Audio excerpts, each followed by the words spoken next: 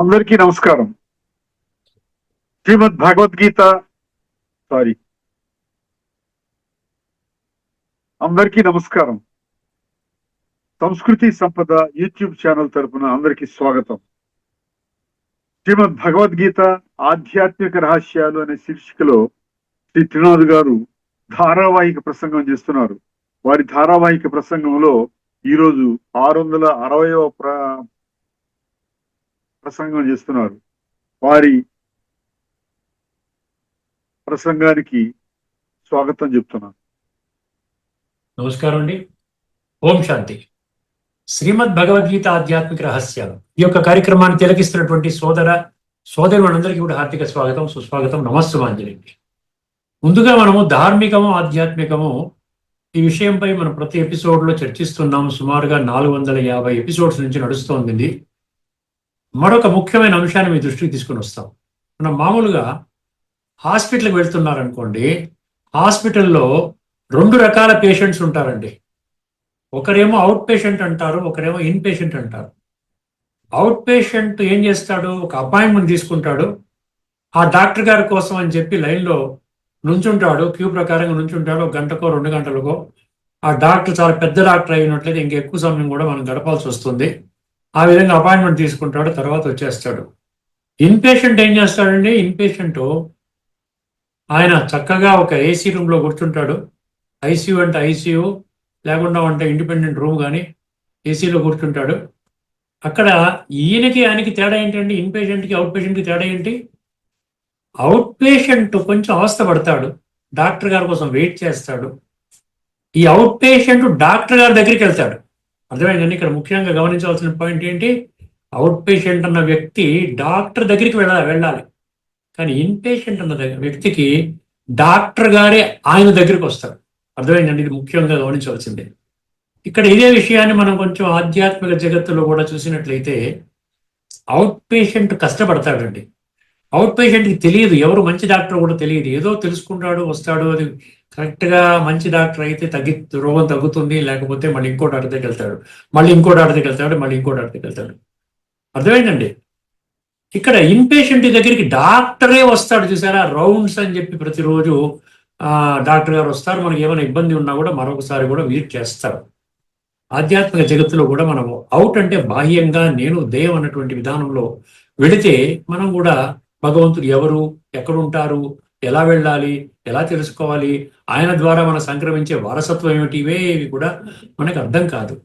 అదే ఇన్ పేషెంట్గా ఉన్నాం అనుకోండి, ఇన్ అంటే ఏంటి, లోనికి వెళ్ళటం అనమాట. ఇన్ అంటే లోపలికి వెళ్ళటం. నేను ఆత్మని, దేహము కాదు. ఆత్మ అవినాశి, ఈ దేహం అనేది వినాశి. ఈ విషయాన్ని మనం స్పష్టంగా అర్థం చేసుకోగలిగితే అప్పుడు ఏమవుతుందండి, పరమాత్మ సుప్రీం డాక్టర్, ఆయన పరమాత్మ సుప్రీం డాక్టర్. అక్కడ అర్థమైందండి. వైద్యనాథుడు అనే పేరు కూడా వచ్చింది ఈశ్వరుడికి, శివుడికి వైద్యనాథుడిని కూడా అంటారు.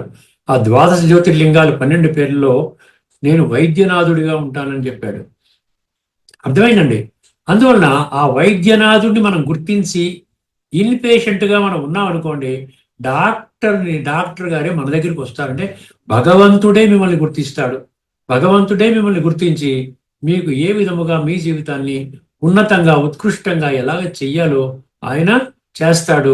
ఆ విధానంలో ఆ ఇన్ పేషెంట్ గారు డాక్టర్ చెప్పినట్టు ఎలా అయితే వింటాడో, అలాగే ఇక్కడ supreme doctor, supreme surgeon, supreme doctor గారు చెప్పినట్లుగా మనం కూడా వింటే మనం ఏమవుతుందంటే, మనకి ఆత్మకి పట్టినటువంటి రోగం కుదురుతుంది. శరీరానికి పట్టినటువంటి రోగం ద్వారా మీరు అవుట్ పేషెంట్, ఇన్ పేషెంట్ అనుకుని మీరు అనుకుంటున్నారు. కానీ ఆత్మకి పట్టిన రోగము ఏమవుతుందండి, శరీరం ద్వారా మనకు నయం చేసుకోలేము. ముందు ఎక్కడ పట్టింది, ఆత్మకి పట్టింది. అర్థమైందండి. సో ఆత్మకి పట్టింది అంటే అక్కడ ఆత్మలోనే వెతుక్కోవాలి. ముందు ఆత్మని గుర్తించాలి, దానికి ఆత్మజ్ఞానము కావాలి. అర్థమైందండి. ఆత్మజ్ఞానం ఆటోమేటిక్గా వస్తే ఆటోమేటిక్ ఏమవుతుందండి, పరమాత్మ మనకు కనెక్ట్ అవుతారు.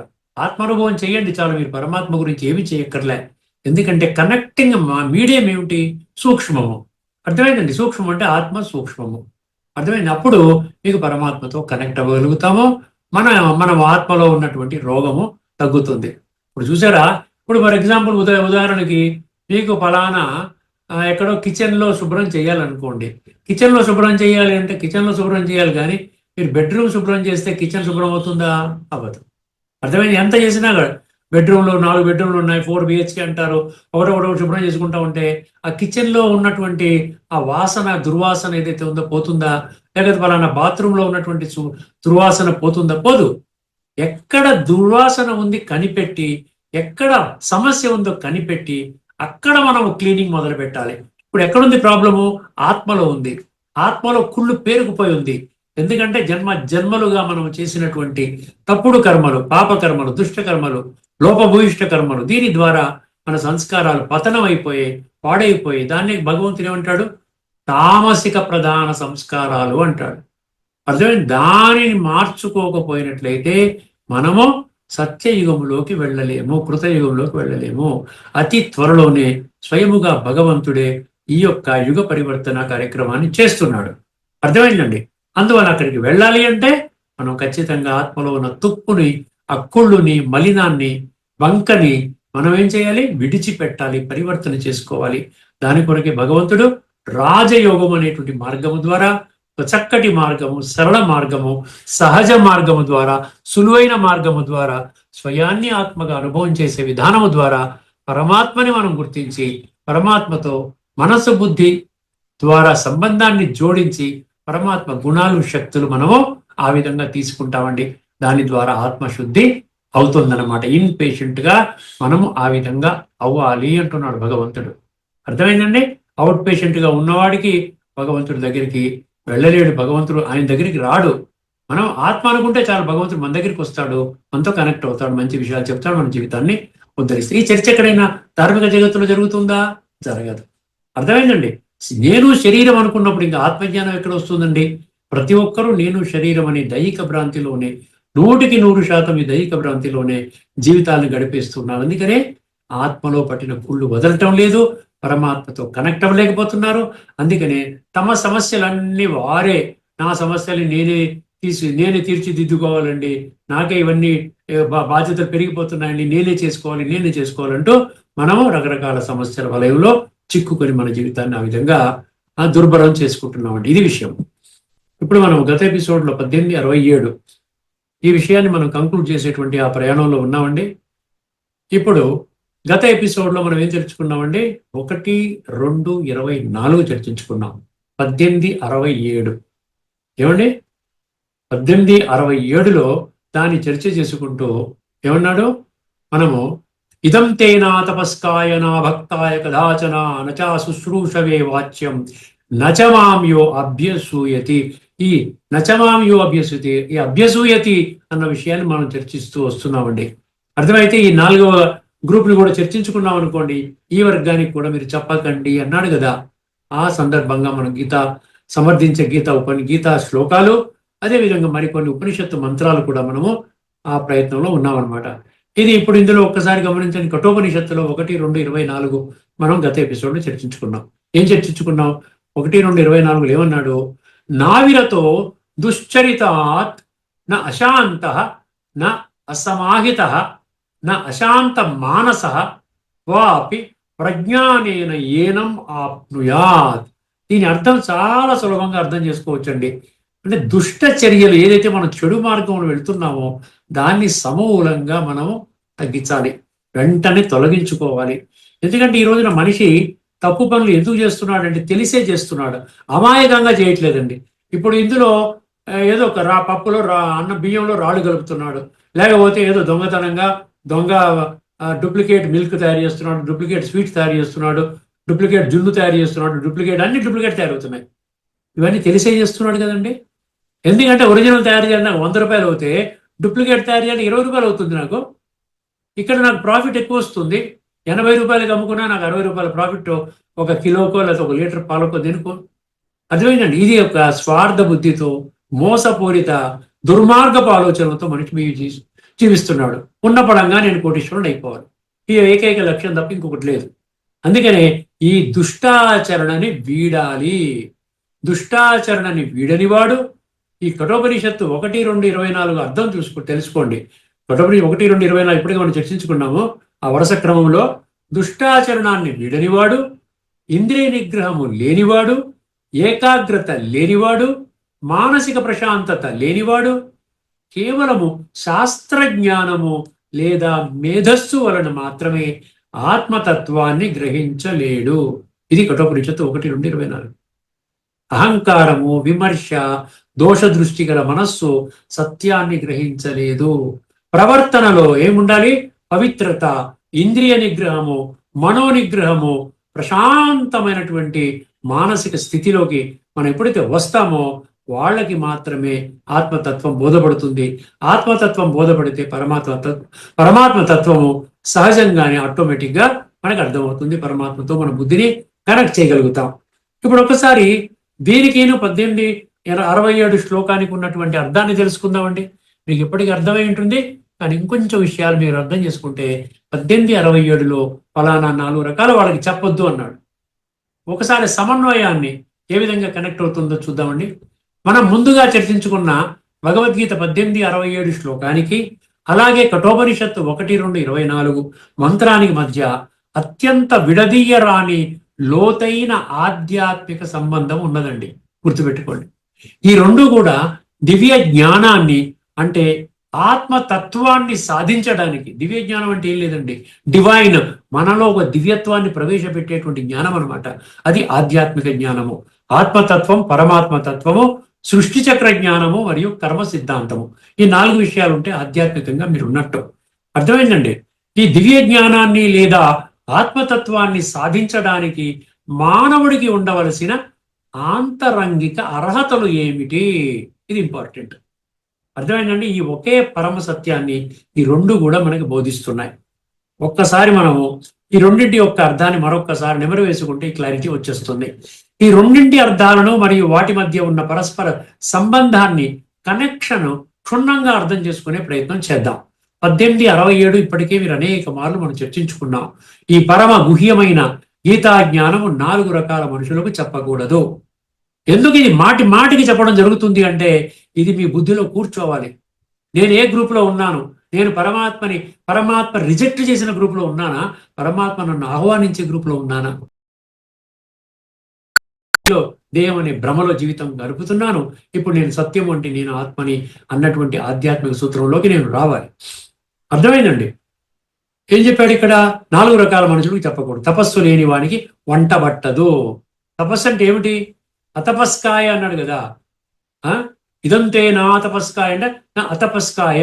అతపస్కాయ అంటే తపస్సు అంటే గుర్తుపెట్టుకోండి, మనోవికారాలను, తప్పుడు అలవాట్లను మార్చుకునే ప్రయత్నము చేయనివాడు. 4 రకాల మనుషులకు చెప్పకూడదు. తపస్సు లేని వానికి వంట పట్టదు. తపస్సు అంటే ఏమిటి? అతపస్కాయ అన్నాడు కదా. ఇదంతే నా తపస్కాయ అంటే నా అతపస్కాయ. అతపస్కాయ అంటే తపస్సు అంటే గుర్తుపెట్టుకోండి, మనోవికారాలను, తప్పుడు అలవాట్లను మార్చుకునే ప్రయత్నము చేయనివాడు. ఉన్నదే నేను ఏ విధంగా జీవిస్తున్నానో అదే పర్ఫెక్ట్ అనుకుంటాడు అనమాట. ఇంకెటువంటి మార్పు ఎందుకు వస్తుంది? రాదు. రెండవది, భక్తి లేని వాడికి చెప్పకూడదు. భక్తి అంటే ఏమిటి? భక్తి లేని మనస్సు ఎప్పుడు ఏముంటుందండి? నిజంగా సత్యమైన భక్తి లేకపోతేనండి ఎప్పుడు ఏదో సమస్యతో బాధపడుతూ ఉంటాడు, అశాంతిగా. మరి దేహాహంకారం ఉంటుంది కదా. ఈ దేహాహంకారం పోదండి, బాడీ కాన్షియస్నెస్ వల్ల వస్తుంది దేహాహంకారం. దీనితో ఇప్పుడు అశాంతిగా అహంకారంతో ఊగిసలాడుతూ ఉంటుంది మనసు. అర్థమైందండి? స్థిరమైన భక్తి ఉంటేనే మనస్సు ఏకాగ్రం అవుతుంది. కాబట్టి అభక్తాయ వీళ్ళకు కూడా జ్ఞానం చెప్పకండి అంటున్నాడు. మూడవది, వినాలనే ఆసక్తి లేని వానికి జ్ఞానం అనేది చాలా జాగ్రత్తగా వినండి, జ్ఞానం అనేది కేవలము మెదడుకు సంబంధించిన విషయం కాదంట. మెదడుకు సంబంధించిన సమాచారం కాదు. విని అర్థము చేసుకుని జీవితంలో ఆచరించాలనే వినయము లేకపోతే, మళ్ళీ చెప్తున్నాను, విని అర్థము చేసుకుని జీవితంలో ఆచరించాలనే వినయ విధేయతలు లేకపోతే, భగవంతుని పట్ల గౌరవభావం లేకపోయినట్లయితే, భక్తి ప్రపత్తులు లేకపోయినట్లయితే ఆ చదువు వ్యర్థము అంటున్నాడు. అందుకనే వాళ్ళు వినరు. అశుశ్రూషవే అంటే వినరు అనమాట. అటువంటి వారికి కూడా ఈ భగవంతుని యొక్క గీతా జ్ఞానాన్ని బోధించకూడదు, ఆధ్యాత్మిక జ్ఞానాన్ని బోధించకూడదు. నాలుగవది, భగవంతుడు పరమసత్యం అంటారు కదా. భగవంతుడు పరమసత్యం అంటారు కాబట్టి ఆ పరమ సత్యం భగవంతుడు వెల్లడించినటువంటి పరమ సత్యంపై మరియు ఆ సత్యాన్ని వెల్లడించిన భగవంతుడిపై ద్వేషము, అసూయ, అభ్యసూయతి అంటే అది. అర్థమైందండి? మీరు చెప్పే విధానం మాకు అక్కర్లేదండి, మేము నమ్మము అంటారు. అంతే. ఇటువంటి వాళ్ళంతా ఈ కోలోకి వస్తారు. ఈ విధంగా మనోస్థితి ఉన్నటువంటి వారికి కూడా చెప్పకూడదు. ద్వేషము, అసూయతో నిండిన మనసు శాంతిని అనుభవం చేయలేదు. గుర్తుపెట్టుకోండి. ద్వేషము, పుళ్ళు అంతా ఉండి పెట్టుకున్నటువంటి స్వార్థ బుద్ధి ఇవన్నీ ఉన్నటువంటి వాడికి ఏంటంటే ఇటువంటి శాంతిని వాళ్ళు అనుభవం చేయలేదు. అటువంటి మనసు. అలాంటి వారికి జ్ఞానాన్ని ఇవ్వడం వ్యర్థము. భగవంతుని నిందించే అసూయాపరునికి ఎన్నటికీ జ్ఞానం చెప్పకూడదు. భగవంతుడిని నిందించే అసూయాపరునికి ఎన్నటికీ జ్ఞానం చెప్పకూడదు. ఈ రెండింటి మధ్య ఉన్న అద్భుతమైన సామీప్యతను అంటే సంబంధము, ఆ కనెక్షన్ ఒకసారి పరిశీలిద్దాం. భగవద్గీతను ఏమన్నారు? ఇప్పుడు వేదాలను ఏమంటున్నారు? వేదాంతం అంటే ఉపనిషత్తుల సారము అన్నారు. అదేవిధంగా భగవద్గీత ఏమన్నారు? ఉపనిషత్తులు ఏమన్నారు? వేదాల సారం అన్నారు. అదేవిధంగా భగవద్గీత ఏమన్నారు? ఉపనిషత్తుల సారం అంటున్నారు. గమనించండి అంటారు. అర్థమైన కఠోపనిషత్తులో యమధర్మరాజు నచికేతునికి చెప్పిన కఠినమైన నియమాన్ని భగవంతుడు ఏం చేశాడు? గీత చివరిలో అర్జునుడికి మరింత స్పష్టంగా వివరించాడు. అర్థమైందండి? మీరు వీళ్ళకి చెప్పకండి కొంచెం కఠినంగా బిహేవ్ చేశాడు కదా భగవంతుడు. అందుకని అక్కడ కూడా ఏం చెప్తున్నాడు? ఈ విధంగా ప్రవచనాలు వింటే నీకు అర్థం కాదు, భక్తి ఈ విధంగా అర్థం కాదు, మేధస్సు బుద్ధి ఉండి డిబేటింగ్లో వెళ్తే మీకు అర్థం కాదు అని అక్కడ కఠోపనిషత్తులు చెప్పాడు. అర్థమైందండి? నాయమాత్మ బలహీనేన అన్నాడు. బలహీన మనస్సు ఉంటే నీకు అర్థం కాదు. ఇలాగ అక్కడ కఠినత్వం ఉంది, ఇక్కడ కూడా కఠినత్వం ఉంది. ఈ రెండింటి మధ్య ఉన్న పోలికను ఇలా చూడవచ్చు. ఈ రెండు శ్లోకాల సందేశం ఒక్కటే. పాత్రను బట్టే పదార్థము. పాత్ర అర్హత ఉందా లేదా? యోగ్యతను బట్టే జ్ఞానము. మన హృదయం అనే పాత్ర స్వచ్ఛంగా, శుద్ధంగా, అక్కడేమన్నాడు? దుశ్చరితం లేకుండా తపస్సుతో లేనప్పుడు అందులో పరమాత్మ జ్ఞానము అనబడే అమృతాన్ని ఎంత పోసినా అది నిలవదు. జ్ఞానామృతాన్ని పోసేస్తే అక్కడ వినడానికి అసలు ఆత్మజ్ఞానమే లేదు. ఎలా నిలుస్తుందండి? బోరు కొడుతుంది, వద్దండి మీరు చెప్పకండి అంటాడు, వెళ్ళిపోతాడు. అర్థమైంది? అందుకని చెప్పొద్దు, మీ యొక్క సమయము, మీ యొక్క శక్తులు, ధనము వినియోగించకండి, అట్లా విధంగా వేస్ట్ చేయకండి అంటాడు. కేవలం బుద్ధి బలము. ఇప్పుడు కొంతమందికి చాలా హై లెవెల్లో బుద్ధి బలం ఉంటుంది. ఐక్యూ అంటారు కదా. ఐక్యూ అన్నిట్లో ఫస్ట్ వస్తుంటాడు, గోల్డ్ మెడల్ వస్తుంటుంది లౌకికంలో, అకాడమిక్ డిగ్రీస్ పొందడంలో. అర్థమైంది? కేవలం బుద్ధి బలము లేదా చదువుతో భగవంతుడిని ప్రాప్తి చేసుకోలేము. ఆచరణ, పవిత్రత, భక్తి, వినయము అనే సుగుణాల ద్వారా మాత్రమే ఆ పరమ సత్యాన్ని అనుభూతి చేయగలుగుతాము. అర్థమైందంటే పరమసత్యం అంటే భగవంతుడు, పరమాత్మ. వారిని అనుభవం చేసుకోవాలంటే మనకేంటి? సుగుణాలు ఉండాలి, దివ్య గుణాలు ఉండాలి, అవగుణాలు ఉండకూడదు. ఈ ఉపనిషత్ సూత్రాన్ని గీత ఆచరణాత్మకంగా కర్మయోగంగా మార్చి మనకి ఈ విధంగా చూపించింది. అంటే ఈ రెండింటి మధ్య ఉన్నటువంటి కాస్త సంబంధాన్ని మనం చర్చించుకున్నాం. ఇప్పుడు శ్వేతాశ్వతర ఉపనిషత్తు 6:23. శ్వేతాశ్వతర 6:23. యస్య దేవే పరాభక్తి యథా దేవే తథా గురౌ తస్యైతే కథితా హ్యర్థాః ప్రకాశంతే మహాత్మనః. ఇది శ్లోకం అండి. యస్య దేవే పరాభక్తి. ఎవరికైతే భగవంతుని పట్ల, చాలా జాగ్రత్తగా వినండి, ఎవరికైతే భగవంతుని పట్ల మరియు తత్వదర్శి అయిన గురువు పట్ల, అర్థమైందండి? అక్కడ ఏమన్నాడు? యస్య దేవే పరాభక్తి అన్నాడు, యథా దేవే తదా గురవు అన్నాడు. గురువు పట్ల కూడా. గురువు అంటే మామూలుగా లౌకికంలో ఉండే గురువులు కాదండి. తత్వాన్ని దర్శించినటువంటి గురువు పట్ల అచంచల భక్తి విశ్వాసాలు ఉంటాయో అటువంటి మహాత్మునికి మాత్రమే ఈ ఉపనిషత్ జ్ఞానం యొక్క అంతరార్థాలు హృదయములో ప్రకాశిస్తాయి. ఆటోమేటిక్గా వచ్చేస్తుంది. మీకు ఆ లక్షణాలు ఉన్నట్లయితే ఆటోమేటిక్గా మీకు వచ్చేస్తాయి. ఈ రెండింటి పట్ల అచంచలమైనటువంటి భక్తి విశ్వాసాలు ఉండాలి. అర్థమైందండి? 1867 ఏం చెప్పారు? అదే చెప్పారు కదా. భగవంతుడు చెప్పిన భక్తి, గురు శుశ్రూష అనే అర్హతలకు ఈ మంత్రము మూల స్తంభము లాంటిది. సత్యమైన స్వచ్ఛమైన భక్తి ఉన్న చోట, సత్యమైన స్వచ్ఛమైన భక్తి ఉన్న చోట ఏముండదండి? అనసూయ అంటే అసూయ, దోష దృష్టి ఉండదు. అనసూయ అన్నాడు కదా, అంటే దోష దృష్టి ఉండదు. అహంకారంతో కూడిన అసూయ ఉన్న చోట ప్రకాశము ఉండదు. అహంకారంతో ఉంటే అసూయ, నేను గొప్పవాడిని. అర్థమైందండి? మీరు చెప్పిన మాటను మేము వినము, ఇట్లాంటి ధోరణి ఉంటుందన్నమాట. అందుకనే మాంయో అభ్యసూయతి అంటాడు 1867లో. ఇది కేవలం పరమాత్మని దూషించడాన్ని మాత్రమే సూచించదండి. కొన్ని ముఖ్యమైన విషయాలు మీ దృష్టికి తీసుకొని వస్తున్నానండి. జాగ్రత్తగా వినండి, బుద్ధినేత్రాన్ని తెలుసుకోండి, శ్రద్ధ పెట్టండి. నా యొక్క జీవితాన్ని సమూలంగా పరివర్తన చేసుకుంటానన్న ఆలోచన మీ బుద్ధిలో రావాలని మనస్ఫూర్తిగా కోరుకుంటున్నానండి. ఇక్కడ మాంయో అభ్యసూయతి అంటే ఇది కేవలము పరమాత్మని దూషించడాన్ని మాత్రమే సూచించదండి. పరమాత్మని దూషించడం కాదు, ఇంకా కొన్ని విషయాలు ఉన్నాయి. ఏమిటండి అవి?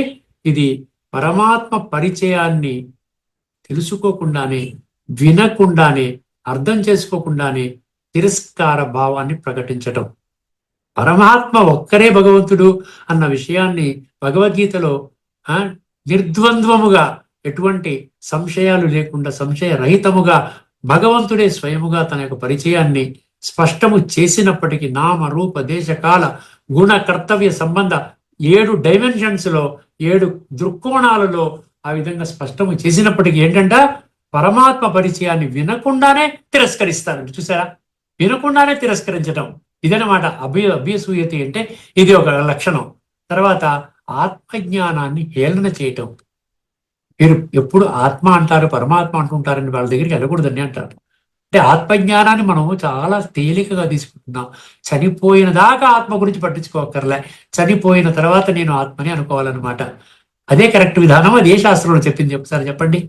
అర్థమైందండి? అందుకని ఆత్మజ్ఞానాన్ని హేళన చేస్తారు ఈ యొక్క అభ్యంతరం పెట్టేటువంటి అభ్యసూయక ఈ గుణం ఉన్నటువంటి వాళ్ళు. తర్వాత రాజయోగం అన్నాడు గీతలో. 93 శ్లోకాల్లో యోగము యోగము యోగము అన్నాడు. ప్రతి అధ్యాయం చివరిన యోగం అనే పదం పెట్టాడు.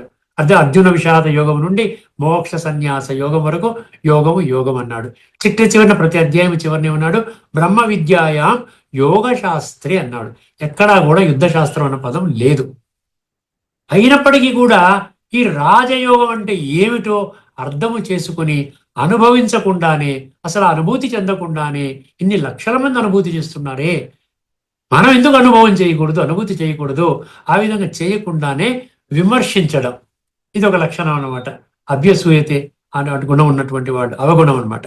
స్వయముగా భగవంతుడే మరొకటి. స్వయముగా భగవంతుడే 574 భగవాను వాచ శ్లోకాల మాధ్యమముగా బోధించిన దివ్య జ్ఞానములో సైతము, భగవంతుడు బోధించిన 574 శ్లోకాలు భగవాను వాచ శ్లోకము, ఆ జ్ఞానము, ఆధ్యాత్మిక జ్ఞానము, ఇందులో కూడా ఏం చేస్తారు? లోపాలు వెతకటం. వీళ్ళు తప్పు చెప్తున్నారు. ఎక్కడ తప్పు చెప్పామో? నా 500 శ్లోకాలు చెప్పాను మీకు ఇప్పటిదాకా. ఎక్కడ తప్పు జరిగింది? ఏదన్నా ఒక అధ్యాయం కానీ, ఏదన్నా ఒక ఎపిసోడ్లో, ఏదన్నా ఒక శ్లోకం దగ్గర మీరు వంకర టింకరగా చెప్పారు, మీరు చెప్పింది కరెక్ట్ కాదని చెప్పండి.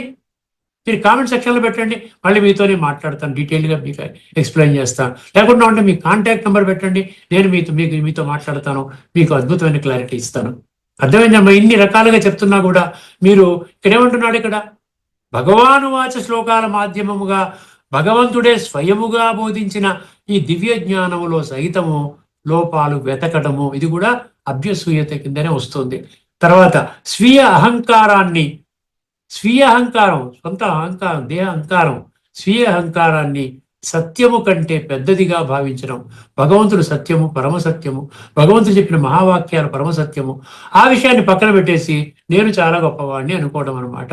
స్వీయ అహంకారాన్ని సత్యము కంటే పెద్దదిగా భావించడం. ఇవన్నీ కూడా మన మానసిక స్థితిగతులండి. ఇటువంటి మనోస్థితులకు ఇవన్నీ ఇది అర్థం పడుతుందన్నమాట. ఈ విధంగా ఇది మాం యో అభ్యసూయతి అన్న పదము అర్థం పడుతోంది. అర్జునుడు గీతను పొందగలిగాడండి. ఎందుకు పొందగలిగాడు? ఎందుకంటే అతడు అనసూయువు, అంటే అసూయ లేదు, స్వార్థము లేదు, దోష దృష్టి లేదు, సత్యాన్ని ప్రేమించాడు, భగవంతుణ్ణి కోరుకున్నాడు. అందుకని భగవంతుణ్ణి పొందగలిగాడు అర్జునుడు. అర్జునుడు గీతని పొందగలిగాడు, గీతా భగవంతుని పొందగలిగాడు, గీతా జ్ఞానాన్ని పొందగలిగాడు. అర్థమైందండి? ఎందుకంటే అతడు అనసూయవు. దుర్యోధనుడు ఎందుకు పొందలేకపోయాడు?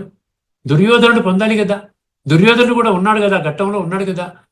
దుర్యోధనుడు పొందలేకపోయాడు ఎందుకంటే అతడు అభ్యసూయకుడు. అంటే దోష లక్షణాలు. ఈ యొక్క భగవద్గీతలో కూడా ప్రతి శాస్త్రంలో దోషాలు వెతుక్కుంటాడు, ఖండించడానికి వింటాడు, అర్థం చేసుకోవడానికి వినడు. అర్థమైందండి? ఒక్కసారి సారాంశాన్ని మనం తీసుకొద్దామండి. ఈ యొక్క మాం యో అభ్యసూయతి అన్న ఈ నాలుగవ ఈ ఈ గ్రూప్ అయితే ఏదైతే ఉందో వీళ్ళకి చెప్పకూడదు అన్నాడు చూసారా. ఈ విషయం మీద మనం జరిగిన చర్చకి ఒక్క ముగింపు పలుకుదాము. ఈ మాం యో అభ్యసూయతి అంటే పరమాత్మను, ఆయన బోధనను, ఆయన దివ్య స్వరూపాన్ని లేదా ఆయన ప్రసాదించే జ్ఞానాన్ని దోష దృష్టితో చూసేవాడు. అలాంటి వ్యక్తి సత్యాన్ని తెలుసుకోవాలనే ఉద్దేశంతో కాకుండా, జాగ్రత్తగా వినండి, అలాంటి వ్యక్తి సత్యాన్ని గ్రహించాలనే ఉద్దేశంతో కాకుండా ఖండించాలనే ఉద్దేశంతో వింటాడు. అందువలన 1867లో భగవంతుడు అలాంటి వ్యక్తికి ఈ పరమ గుహ్య జ్ఞానాన్ని చెప్పవద్దని ఆదేశిస్తున్నాడు. ఆధ్యాత్మిక మార్గములో ఏం కావాలండి? శ్రద్ధ, వినయము, భక్తి, అనసూయ అంటే అసూయ రహిత విధానము కావాలి. అటువంటి మనోస్థితి కావాలి. శ్రద్ధ, వినయము, భక్తి, అనసూయ జ్ఞాన ద్వారాలను తెలిస్తే, అప్పుడు జ్ఞానం అనే ద్వారాన్ని తెలిస్తే ఏం చేస్తుందని? అహంకారము, విమర్శనాత్మక దృష్టి, దోష దృష్టి, అభ్యసూయ, అర్థమైందండి? ఇవన్నీ కూడా వాటిని ఆ ద్వారాన్ని మూసేస్తాయి. ఇంక జ్ఞానం వెళ్ళదు, లోపలికి వెళ్ళదు. ఇంకా దేహభ్రాంతిని గట్టిగా పట్టేసి ఇదంతా వేస్ట్ అండి, ఇదంతా దీనివల్ల టైం వేస్ట్ మనకి అనుకుని వెళ్ళిపోతారు. అర్థమైంది? అందుకే భగవంతుడు చెప్తున్నాడు, నేను చెప్పడం లేదు.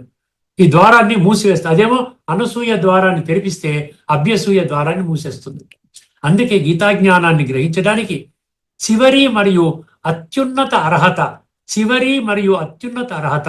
అనసూయ భావము. అంటే అసూయ రహిత, దోష దృష్టి రహిత, తిరస్కార భావ రహిత, ఈ విధంగా మానసిక స్థితి ఉండాలి. అనసూయ భావి అని ఈ శ్లోకము స్పష్టము చేస్తుంది. అభ్యసూయతి అంటే దోష దృష్టి కలవాడు.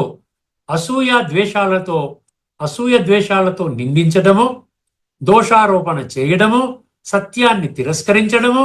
ఇటువంటి వ్యక్తి సత్యాన్ని తెలుసుకోవడానికి కాదు, తిరస్కరించడానికి ప్రయత్నిస్తాడు. అతనికి ఈ జ్ఞానం చెప్పడం వలన అతని అవగాహన పెరగదు. అటువంటి వాళ్ళకి మనం జ్ఞానం చెప్పామనుకోండి, అతనిలో ఎటువంటి అవగాహన పెరగదండి. సరికదా, మరింత అపచారం జరుగుతుంది. అందుకని చెప్పొద్దు అంటున్నాడు. తుది సారాంశము, ఎదుటి వారిలో లేదా భగవంతునిలో తప్పులు వెదగడమే. ఎదుటి వారిలో ప్రతి ఒక్కరిలో తప్పులు వెతుకుతా కూర్చుంటాం. భగవంతుడు అంటాడు, అపైషునం అంటాడు 16వ అధ్యాయంలో, ప్రతి ఒక్కరిలో గుణాలే చూడు, ఫాల్ట్ ఫైండింగ్ వద్దు. నీలో అవగుణాలు ఉన్నాయి, నీలో ఉన్న అవగుణాలు చూసుకో. అర్థమైందండి? ఎదుటి వారిలో లేక భగవంతునిలో తప్పులు వెతకడమే దోష దృష్టి. ఈ తప్పులు వెతకడమే జ్ఞానానికి అతిపెద్ద శత్రువు. అని జ్ఞానం మనకి ఎందుకు పొందలేకపోతున్నాం అంటే ఈ గుణం ఉండటం వల్ల మనం పొందలేకపోతున్నాం. హృదయములో అసూయ పెట్టుకొని వినేవాడికి గీత ఎప్పటికీ బోధపడదు. హృదయంలో అసూయ ఉన్నటువంటి వాడికి వినేవాడికి గీత ఎప్పటికీ కూడా బోధపడదు. అందుకే అర్జునుడికి అనసూయ అంటే దోష దృష్టి లేకపోవడము అనే సద్గుణం ఉన్నది కాబట్టి గీత వినే యోగ్యత లభించిందండి. ఆ గుణము లేని వారికి గీతను బోధించకూడదు అని 1867 స్పష్టం చేస్తూ ఉన్నదండి. అర్థమైందండి? ఇక్కడితో మన చర్చను ముగించుకుందాము. తదుపరి ఒక్కసారి ఇప్పుడు 4 గ్రూప్స్ మనం తెలుసుకున్నాం. ఈ 4 కూడా మీరు చెప్పకూడదు అన్నాడు కదా. ఇప్పుడు ఓవరాల్ గా మనము స్టడీ చేద్దాము.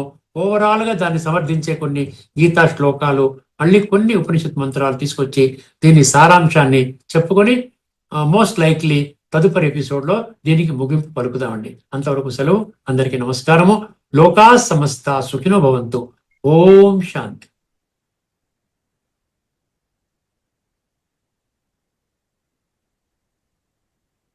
శ్రీమద్ భగవద్గీత ఆధ్యాత్మిక రహస్యాలు శీర్షికలో ధారావాహిక ప్రసంగం చేసిన శ్రీ త్రినాథ్ గారికి ధన్యవాదాలు. నమస్కారం అండి.